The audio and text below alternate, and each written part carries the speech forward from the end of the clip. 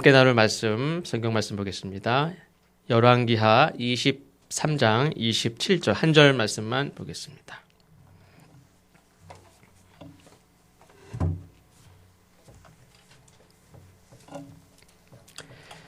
열왕기하 23장 27절 다 같이 한 목소리로 봉독하겠습니다. 여호와께서 이르시되 내가 이스라엘을 물리친 것 같이 유다도 내 앞에서 물리치며 내가 택한 이 성 예루살렘과 내 이름을 거기에 두리라 한 이 성전을 버리리라 하셨더라. 아멘. 이 한 나라의 흥망성쇠가 지도자 한 사람의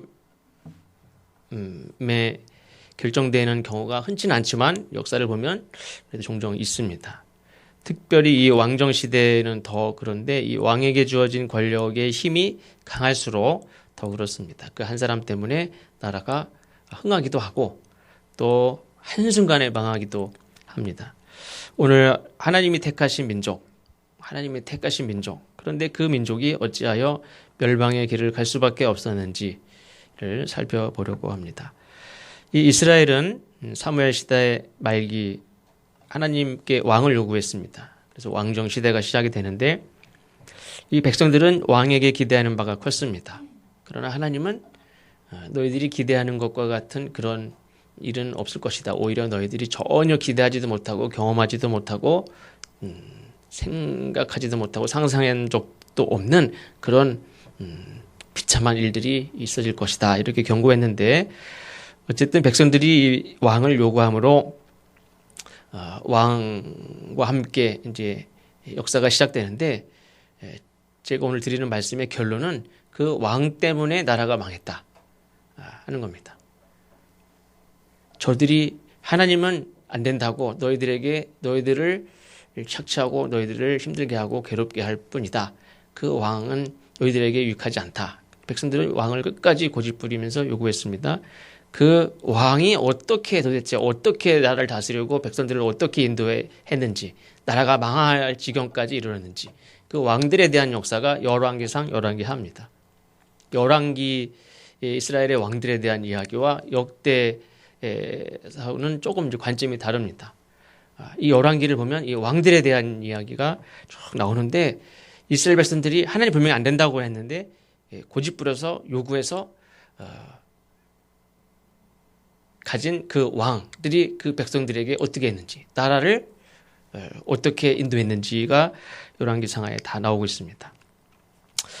그런 의미에서 아무리 내 생각에 좋아 보여도 하나님이 좋지 않다 말씀하시면 좋지 않은 줄 알고 포기하는 게 그게 좋은 믿음이죠. 내가 원하는 걸 반드시 이루는 게 믿음이 아닙니다. 하나님이 아니라고 하면 아닌 줄 아는 게 믿음이지, 어떤 사람은 좋은 믿음은 막 이렇게 그럴 때 많이 쓰는 사람이 야곱이죠. 야곱과 같이 그냥 막 죽을 각오를 하고 덤벼서 그거를 내가 원하는 걸 이뤄내는 게 그 결과물을 얻는 게 좋은 믿음이냐? 그렇지 않아요.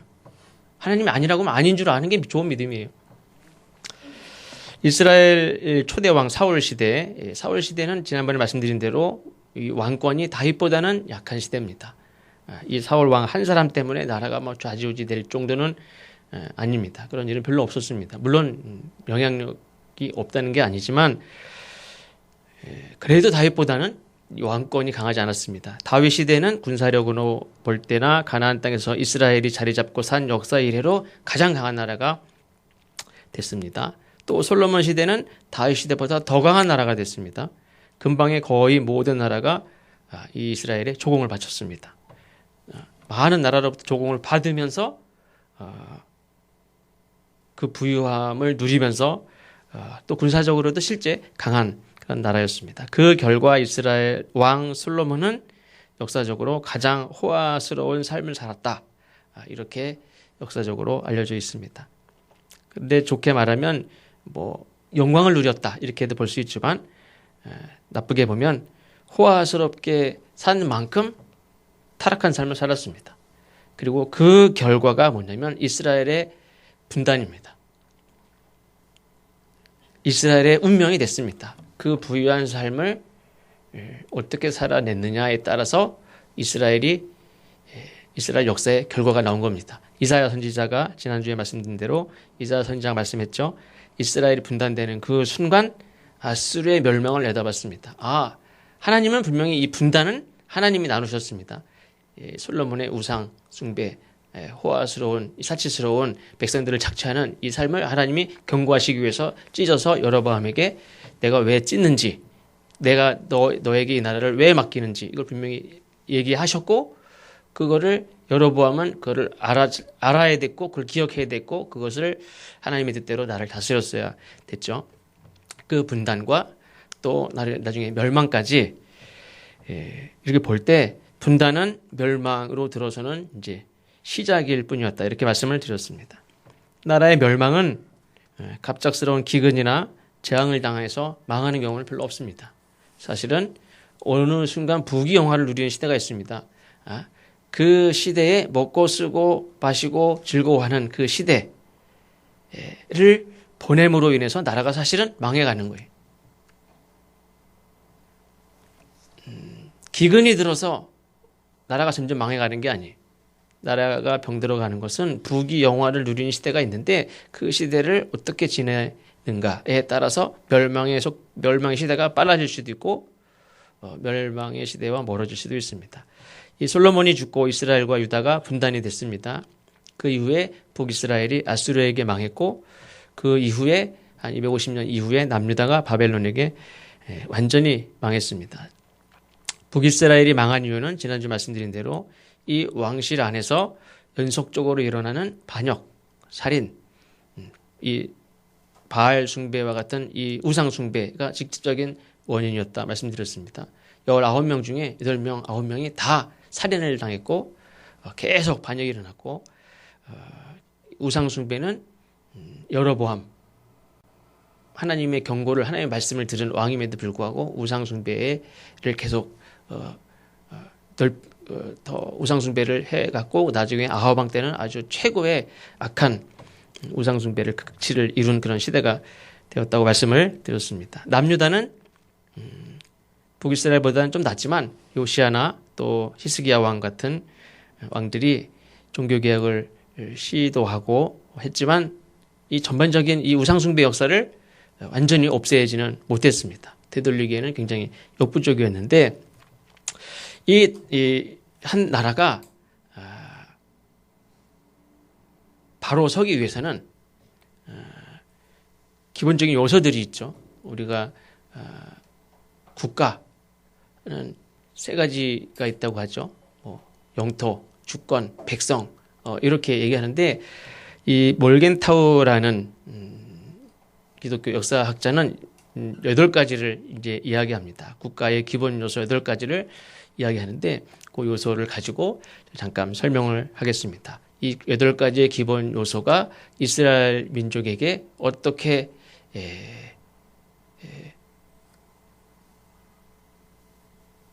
잃어버려져 가고 있는지에 대해서 말씀을 드리려고 합니다.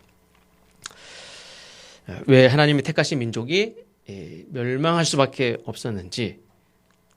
첫 번째 국가의 기본 요소는 땅, 이건 우리에게도 잘 아는 땅입니다. 이스라엘이 두 왕조로 나눠집니다. 왕조만 나눠졌느냐? 그렇지 않죠. 국가의 기본 요소인 땅도 나눠집니다. 언제든지 서로 왕래할 수 있는 땅, 그 땅이 서로 왕래할 수 없는 구역으로 나눠집니다. 한 형제의 나라라고 했습니다. 그런데도 나라가 왕조가 둘로 나눠지니까 왕래할 수가 없습니다. 이러한 경험은 우리나라 사람들이 누구보다 더 잘 알죠. 그 어떤 나라보다도 나라가 나눠지면서 서로 왕래할 수 없다는, 한번 땅이 나누어져서 서로 왕래하는 것이 금지되면 어떻게 되는지 이거 우리나라 사람들이 잘 알고 있습니다. 이스라엘이 두 왕조로 나뉘고 땅이 둘로 분단된 거, 이것을 아까 이사야 선지자도 말했듯이 나라가 망하는 첫 단계였습니다. 두 번째는 국가의 기본 요소, 두 번째는 이 땅, 그 땅이 가지고 있는 자원, 땅이 가지고 있는 자원이 중요한데 그 땅속에 묻힌 광물 이것만 말씀드리는 게 아니라 이 땅에서 나는 또 이 땅에서 사는 사람들이 내는 이 모든 자원을 볼 때 애굽에서 가나안 땅을 정탐할 때 성경에 보면 젖과 꿀이 흐르는 땅이다 이렇게 하나님이 말씀하셨고 이 사람들이 가나안 땅을 정탐하고 와서도 과연 젖과꿀이 흐르는 땅이다. 이걸 경험을 했습니다. 그리고 다윗과 솔로몬 시대에도 근방의 거의 모든 나라로부터 좋은 먹거리 혹은 금, 좋은 나무, 뭐 돌 이런 걸 다 조공으로 받았습니다.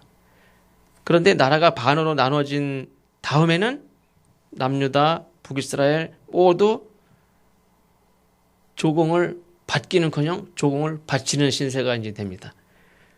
북이스라엘은 그 당시에 초강대국인 아수르에게, 또 남유다는 또 새로운 신흥 이 큰 강대국 바벨론 이런 나라들에게 조공을 바칩니다. 조공을 바치면서 자기 왕국을 지켜나갑니다.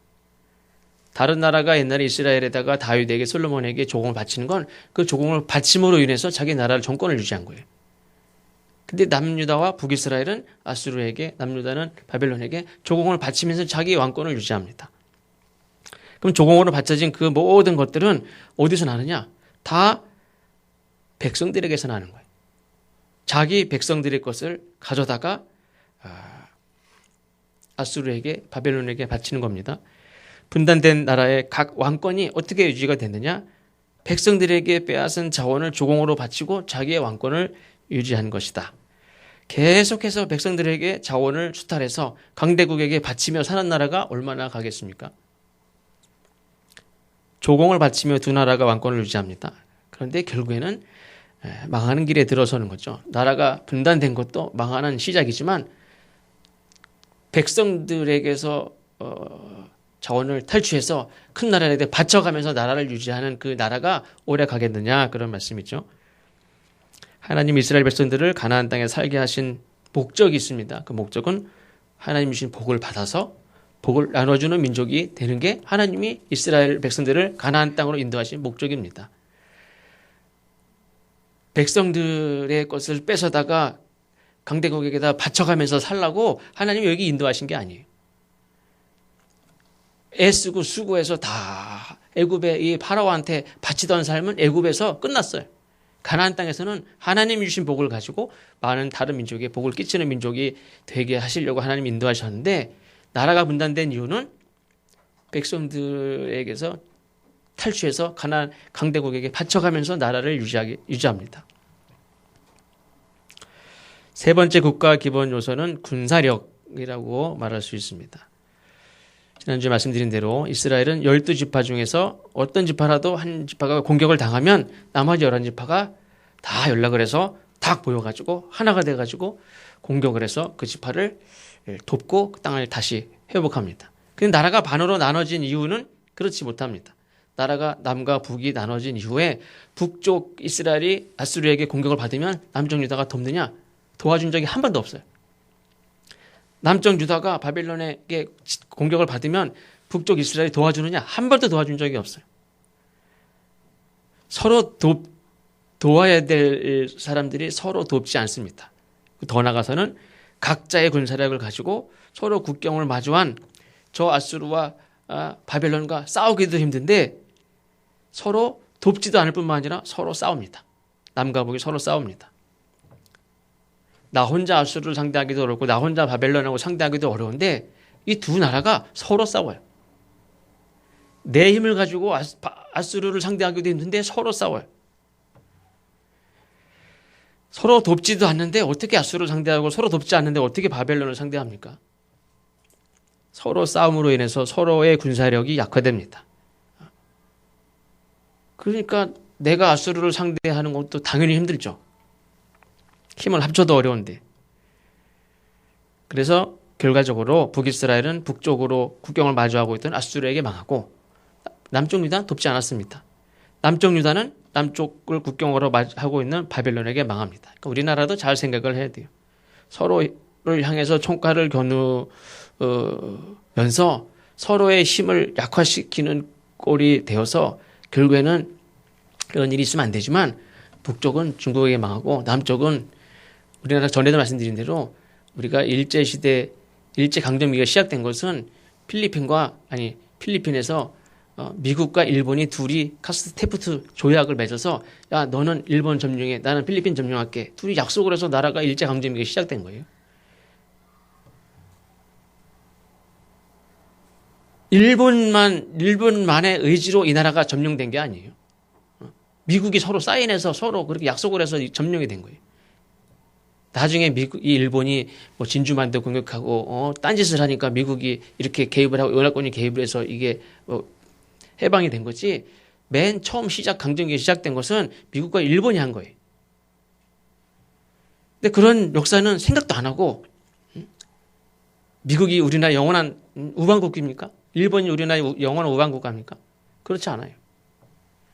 이 성경에서 계속 선지자들이 수없이 얘기했던 것 중에 하나가 뭐냐면 애국과 동맹을 맺지 말라는 거예요. 정치적인 거고 이건 신앙적인 얘기인데 왜 정치적인 얘기 하느냐. 성경에 얼마나 정치적인 얘기가 많은지 몰라요. 애국과 동맹을 맺지 말아라. 그 왕에게. 우리나라가 서로 칼을 겨누고 북쪽에 수백 개의 탄광이나 금광이나 이런 광산들이 있는데 그게 제가 언제 뉴스를 듣기로는 중국의 채굴권이 거의 100년 이상씩 다 이미 중국에 다 넘어가 있어요. 중국이 북한을 돕는 것 같죠? 다 자기 이익에 따라서 하는 거예요.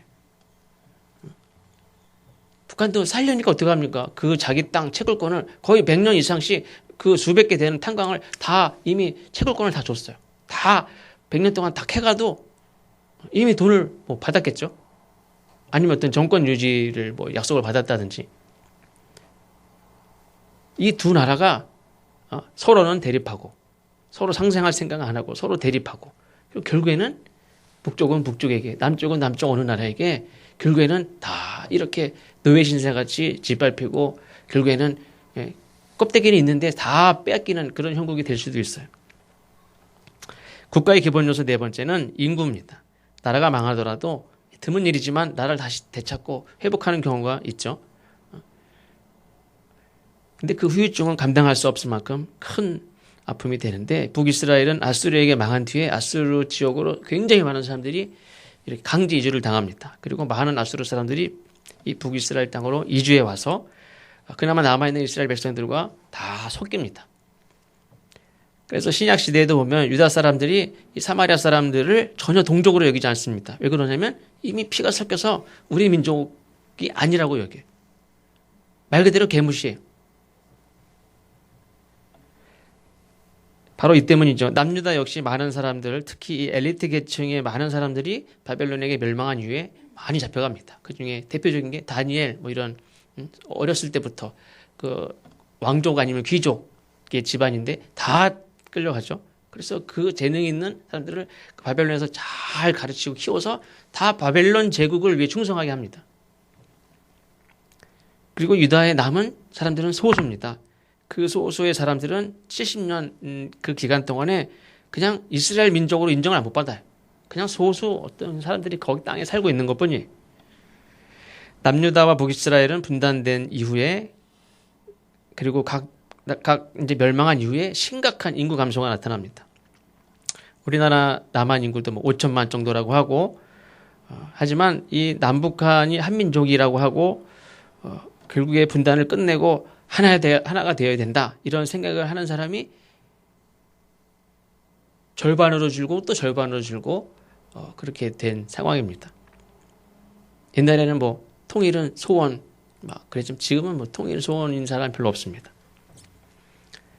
우리나라에서 어려운 뭐 아니면 난민 뭐 혹은 뭐 이렇게 그래도 우리 구제해드릴 사람들 복지가 이렇게 필요한 사람들을 위해서 세금을 좀 올리는 거 세금 조금 올려도요 다 반대할걸요.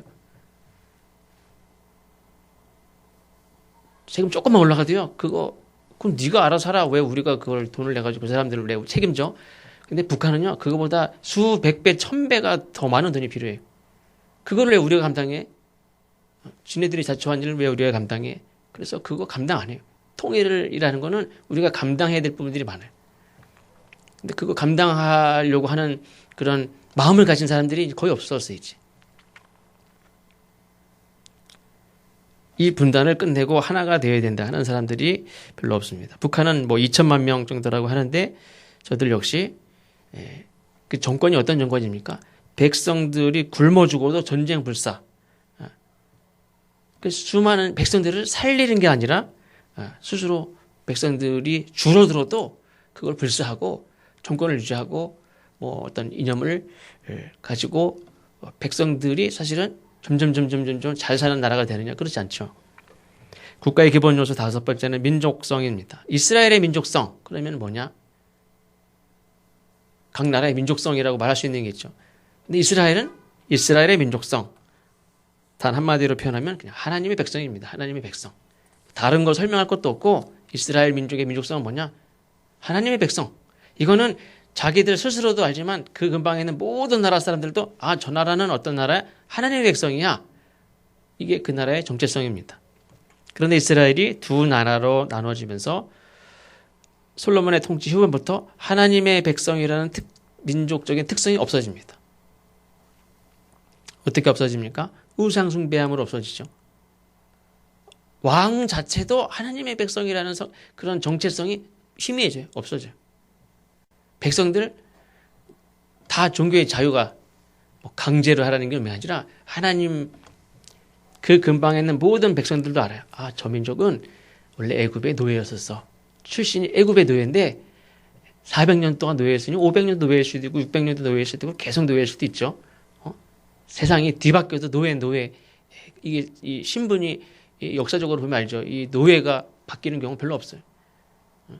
근데 그 노예를 정말 놀라운 얘기만 들어도 정말 놀라운 하나님이 그 파라오를 완전히 눌러가지고 10가지 재앙을 눌러가지고 그들을 다 한 사람도 다침 없이 다 건져가지고 홍해를 건너가지고 가나안 땅까지 여기 들어오게 하신 그 민족이 하나님의 저 사람들은 부인할래야 부인할 수가 없어. 하나님이 아주 전권을 가지고 전능하신 힘으로 이스라엘 백성들을 딱 건져서 데리고 오신 거예요. 그러니까 하나님이 인도하신 백성이. 그리고 저들은 소유는 하나님 거예요. 이거는 다른 나라 사람들은 다 알아요. 근데 본인들만 그걸 잊어버리기 시작해요. 우리는 하나님의 백성. 근데 그 민족성이 없어져요. 우상숭배함으로. 분단된 이후 하나님을 떠나고 우상숭배하는 현상이 크게 다다릅니다. 하나님의 백성으로서 거룩하고 성결한 삶이 두 왕국에게서 전혀 나타나지 않습니다. 이미 망하기 시작한 거죠. 하나님께 복을 받는 것도 불가능합니다. 왜? 이제 우상을 숭배하는데 하나님께 무슨 복을 받겠습니까? 복을 나누어주는 건 더 불가능하죠. 복을 끼치는 민족? 이건 전혀 가능성도 없습니다. 사명이 있는 민족이죠. 하나님께 복을 받아 모든 민족에게 복을 끼치는 민족이 되는 게 이 나라가 존재하는 목적인데 사명인데 사명을 잃어버렸습니다. 사명을 잃어버린 민족, 하나님 앞에 그 민족은 아무 의미가 없는 민족이 됐습니다. 그 민족이 그 땅에 있어야 될 이유가 없어졌어요. 그 나라가 계속 되어야 될 이유가 전혀 없어졌어요. 국가의 기본 요소 여섯 번째는 사기가 충천한다 이런 말 있죠. 이 사기의 문제는 내가 군사력이 약하거나 키가 작거나 힘이 작거나 땅이 적거나 그거 상관없이 하나님의 민족으로서 하나님의 백성으로서의 그 민족성이 분명하고 색깔이 선명하면 사기가 충천할 수 있습니다. 근데 이미 민족성 자체가 문제가 생겼어요. 하나님의 백성이라는 정체성이 없어졌습니다. 그러니까 사기가 떨어질 수밖에 없죠. 단 한 사람이라도 전쟁은 하나님께 속한 거지. 야, 많은 군사들 골리앗 데리고 왔다고 이기는 줄 아냐? 전쟁은 하나님께 속한 거야. 다윗은 한 사람이라도 당당했어요. 사기가 충천했죠. 근데 이스라엘 백성들은 그 사기가 있을 수가 없어요. 왜? 하나님을 생각해 본 적도 벌써 옛날이고 하나님이 오신다 이런 거를 얘기를 해본 적도 없고 들어본 적도 없고 설교를 통해 들어본 적도 없고 우리 아버지가 얘기한 적도 없고 우리끼리 얘기해 본 적도 없고 매일 가서 우상을 숭배하니까 사기가 충천할 리가 없죠. 그냥 이 악한 분노 게이지만 높아지고 서로 남과 북이 싸우고 혈기를 부리고 멸망을 재촉하는 그런 전쟁만 계속 할 뿐이죠. 일곱 번째, 여덟 번째 이거는 어떤 외교 능력 또 이 정부의 능력 이 양적인 행사 이게 아니라 정부의 어떤 질 북왕국의 경우에는 지난주에 말씀드린 것 같이 솔로몬의 실정, 우상숭배 하나님께서 경고하시면서 12지파를 찢어서 10지파를 여로보암에게 맡기시면서 말씀하셨습니다. 내가 내 율법대로 명령대로 살면 내 왕위를 든든하게 하고 그 나라를 내가 지키겠다. 그러나 여로보암은 그렇게 하나님 약속을 받고도 그렇게 하지 않죠. 그래서 그 결과가 끝없는 모반과 살해로 이어지는 피해 역사가 일어납니다. 모든 왕들이 우상을 숭배하고 거의 절반 되는 왕들이 계속 살해를 당하고 그 나라가 그 정부가 그 왕권이 제대로 기능을 하느냐? 못하죠. 그 왕권이 그 정부가 백성을 잘 돌보냐? 허구한 날 살해를 당하는 왕들 그 왕권이 무슨 백성을 돌봅니까? 자기 생명도 못 지키는 왕권이. 백성들을 하나님께 인도합니까? 못하죠. 외적들과 싸워서 나라를 지킵니까? 못하죠. 아니 자기도 어느 날 갑자기 확 때려 맞아 죽고 칼에 맞아 죽고 왕들이 막 나타나고 그러는데 무슨 외적을과 싸워서 나라를 지킵니까? 그냥 조공 걷어다가 나라 갖다 바쳐서 나라 왕권 지키기도 바쁘죠.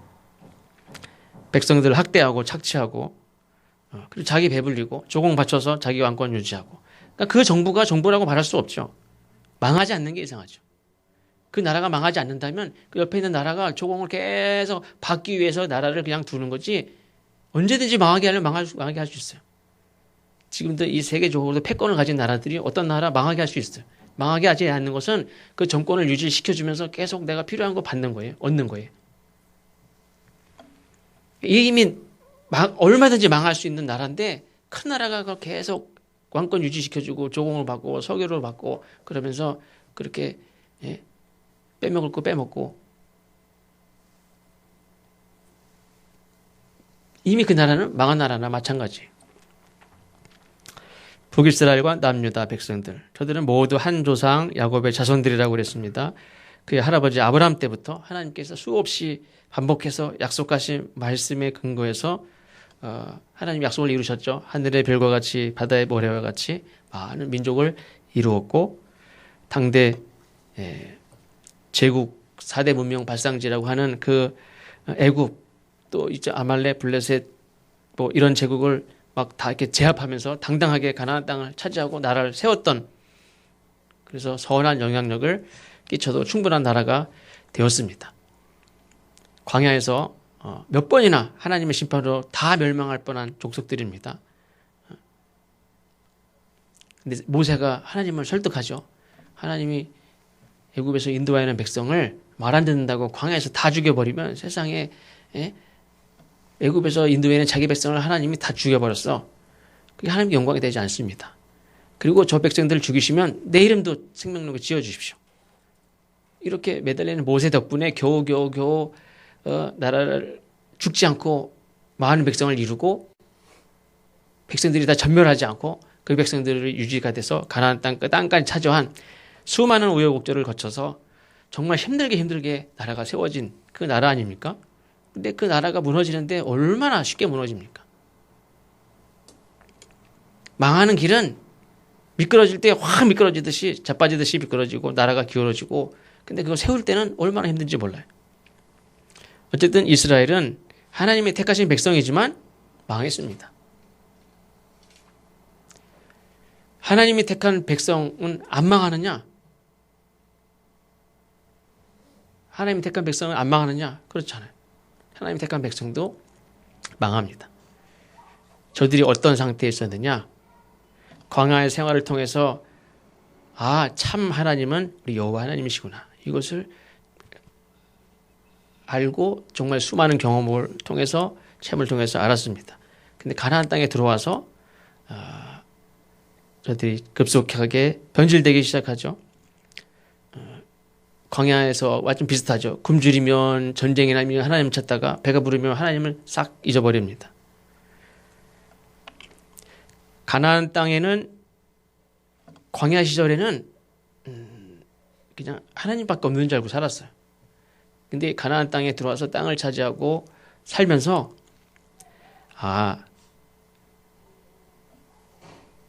하나님이 아니더라도 엎드려서 절하고 섬길 신이 너무 많구나. 이거를 봤어요.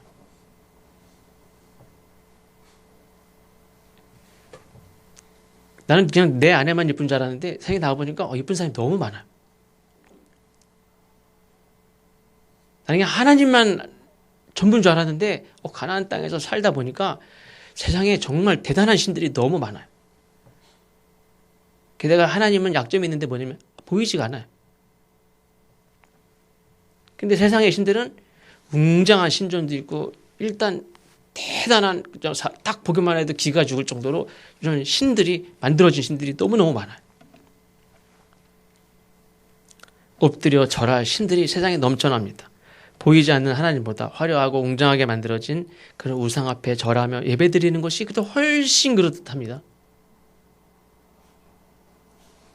우상들이 정말 더 하나님같이 보여요.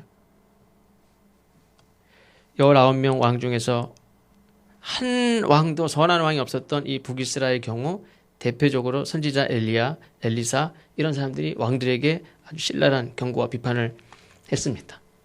우상을 섬기는, 우상을 적극적으로 섬기고 바알을 아예 신전을 짓고 섬기자 아예. 이 아합 왕과 그 부인 이세벨과 이 엘리야 이야기 여러분들 잘 아시죠? 그런데 하나님의 도구로 아수르 제국은 북이스라엘을 심판하는데 이 아수르의 사네립 왕이 북이스라엘의 46개 성읍을 함락시키고 파괴하고 20만 150명, 역사 기록에 따르면 20만 150명의 남녀노소를 포로로 잡아가고 가축들, 재산들 다 가져갑니다. 근데 중요한 것은 이 북이스라엘의 멸망을 보면서 남유다는 객관적이고 분명한 그런 교훈을 깨달아야 된다. 깨달았어야 됐다 하는 거죠. 맨 처음에는 이 분단될 때 여로보암 왕은 솔로몬의 잘못을 보면서 나라가 분단되는 걸 보면서 깨달았고 바르게 나를 다스렸어야 되는데 그렇게 못했고 남유다는 북이스라엘의 멸망을 보면서 깨달아야 되는데 깨닫지 못했습니다. 사네립 왕이 아수르 사네립 왕이 이 북이스라엘을 다 짓밟고 다 함락시키면서 예루살렘까지 들어오려고 그랬어요. 그때 히스기야 왕이 있었는데 히스기야 왕을 막 조롱을 하는데 새장 안에 든 새라고 막 조롱하면서 백성들을 막 선동하고 니네 백성들 이스라엘 백성들은 남유다 백성들은 막 조롱하고 야, 네 왕이 너희들을 지켜줄 것 같아. 너희들 왕은 새장 안에 든 새야 새. 너희들 왕 의지하지 마. 너희 하나님 웃기지 마. 막 조롱했어요. 그러나 그때 히스기야 왕이 흔들리지 않았죠. 백성들에게 그 얘기 듣지 못하게 했어요. 다 귀 막으라고 해서 귀 막고 버텼어요.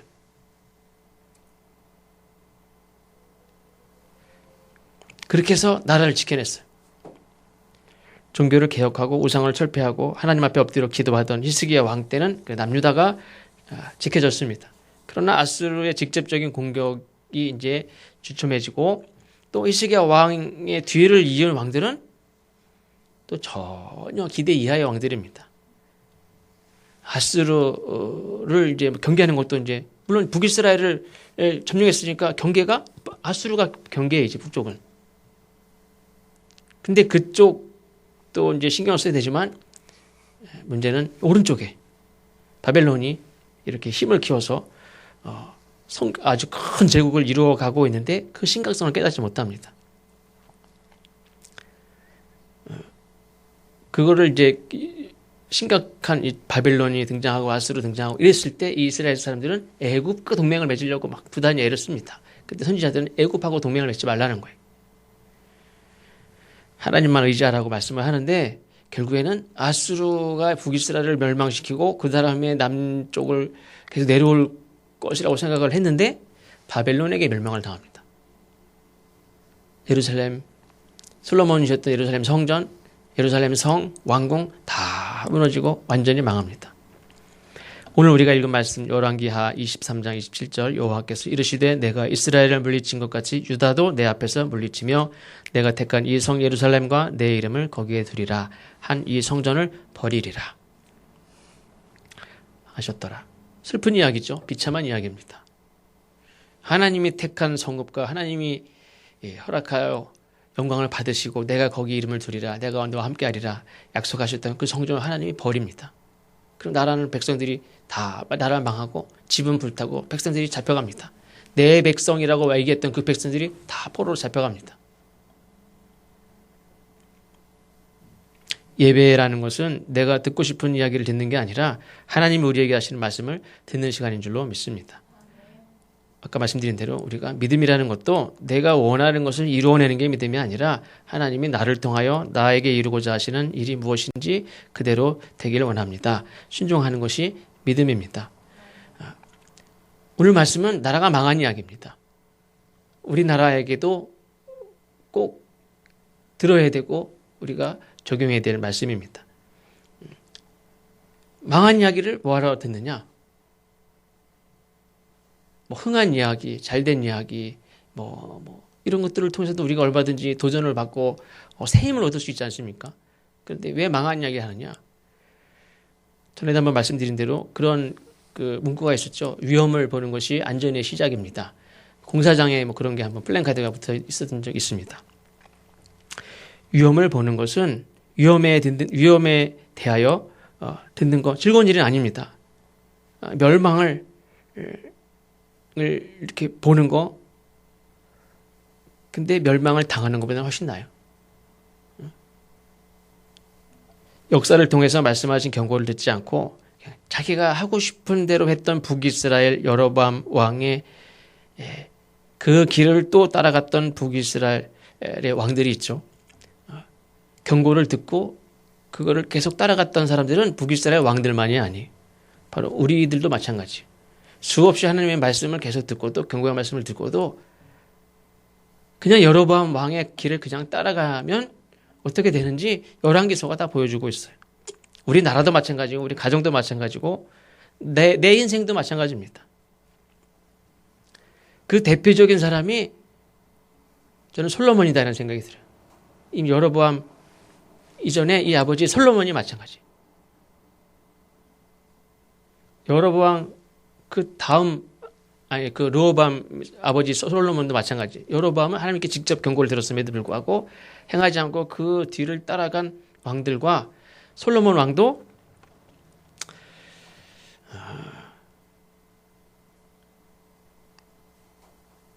어리석고 미련하다면 이해가 가지만 솔로몬은 지혜로운 왕이었습니다. 그럼에도 불구하고 악한 길을 갔어요. 카스에 올린 글을 잠깐 인용하고 마치려고 하는데 솔로몬은 지혜를 얻었지만 지혜롭게 살지 못했습니다. 지혜의 말을 굉장히 많이 했습니다. 근데 실제 지혜롭게 살지 않았어요. 지혜의 많은 말들을 글로 엮어서 책으로 만들었지만 그의 인생은 지혜로운 삶으로 엮어내지 못했어요. 그는 하나님을 경외하며 지혜의 근본이라 말을 수없이 했습니다. 근데 하나님을 경외하지 않고 수많은 우상을 들여오고 신전을 짓는 데 열과성을 당했습니다. 하나님을 두려워하는 마음이 없었어요. 하나님이 주신 지혜로 인기와 명성과 부귀영화를 누렸습니다. 근데 저는 하나님이 주신 지혜, 내가 구하지 않은 부귀와 영화를 다 주겠다 했을 때 저는 지혜만 받고 부귀영화는 버렸어야 됐다 하는 생각이 듭니다. 이 예루살렘 성전 정면이 황금으로 다 만들었다고 그러죠. 해가 탁 뜰 때 이쪽에도 해가 있지만 그 성전에 비친 해가 비쳐서 그 황금 문에서 다시 반사돼서 비치는 그게 너무너무 아주 신비롭고 막 대단하다고 그래요. 최고 화려한 예루살렘 성전을 짓고 그보다 더 화려한 왕궁을 짓고 그곳에 주인이 돼서 면류관을 쓰고 용좌에 앉아있지만 잠언 36장에 보면은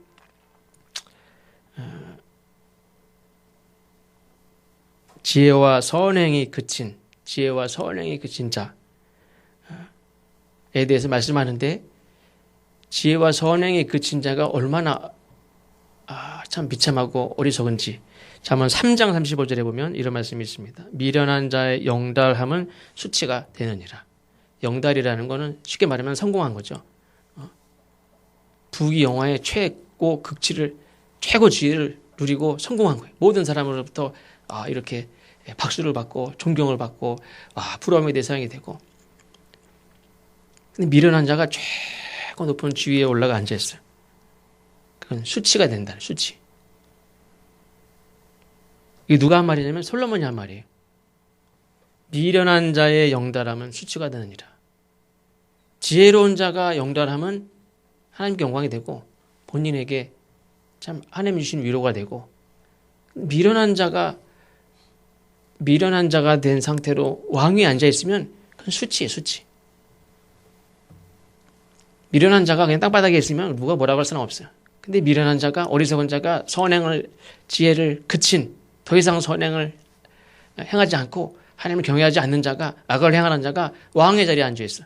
그건 수치예요, 수치. 그 어떤 사람도 그 자리를 당연하게 여긴 자가 없어요. 지혜와 선행을 포기한 왕, 지혜와 선행을 포기한 백성들, 지혜와 선행을 하나님을 경외하기를 포기한 백성들, 하나님에게 수치가 될 뿐이에요. 자손들에게도 수치가 돼. 역사에서 그건 부끄러운 자가 돼. 솔로몬이 지혜가 충만했을 때 왕이 된 걸 누가 뭐라고 합니까? 정말 잘된 일이다. 기대가 큽니다. 근데 지혜와 선행을 그치고 많은 말을 했지만 실제 자기 삶을 지혜롭게 살지 못한 상태에서 부귀영화를 누리는 그걸 누가 그거를 당연하게 여기는 사람은 없습니다. 저 자리는 저 사람의 자리가 아닌데, 더 이상 저 사람의 자리가 아닌데, 하나님의 백성이라고 하는 자들, 세상에 성공하고 높은 지혜를 누리고, 그런데 하나님의 백성으로서의 거룩한 삶을 더 이상 살지 않는데 세상에서 부귀영화를 누려요. 그건 수치일 뿐이. 더 이상 그거를 하나님 주신 복으로, 본인은 하나님 주신 복이라고 막 말하고 다니는 사람도 있죠. 근데 하나님이 주신 복이 아니에요. 오히려 솔로몬이 누리는 모든 호화스는 모든 게 하나님께 영광이 되는 게 아니라 하나님께 수치가 될 뿐이에요. 우리가 이 솔로몬 얘기를 했지만 우리가 물론 나라와 민족을 위해서 우리가 기도해야 되고 우리 각자 인생과 또 우리 가정과 이 나라의 민족을 생각할 때 하나님을 우리 땅이 얼마나 크냐, 우리가 힘이 얼마나 있느냐, 그게 중요한 것이 아니라 하나님의 백성이기를 우리가 반드시 지켜내야 될 줄로 믿습니다. 하나님의 백성이 아닌 상태에서 부귀영화나 큰 땅과 군사와 그 모든 조건을 가지고 있는 것은 아무 의미가 없고 결국에는 껍데기만 있을 뿐이지 결국에는 다 망해가는 시작입니다. 우리 가정도 마찬가지고 이 나라 민족도 마찬가지고 하나님의 나라를 꿈꾸며 세워진 교회라는 어떤 교단도 마찬가지입니다.